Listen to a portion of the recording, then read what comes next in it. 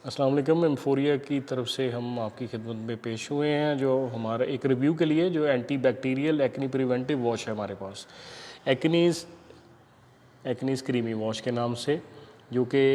इसकी जो इंग्रेडिएंट्स हैं उनमें विटामिन ई और विटामिन सी है। तो बहुत सारे जो हमारी फूड आइटम्स हैं, जैसे वेजिटेबल्स हैं, फ्रूट्स हैं, उनमें से हम जो है विटामिन सी और जो ई है वो हम हासिल कर रहे होते हैं, लेकिन डायरेक्टली आपकी स्किन पे इसका जो रोल है वो डेफिनेटली बहुत बेहतरीन रोल है, जो कि सेल जनरेशन में विटामिन ई का बहुत ज़्यादा रोल है,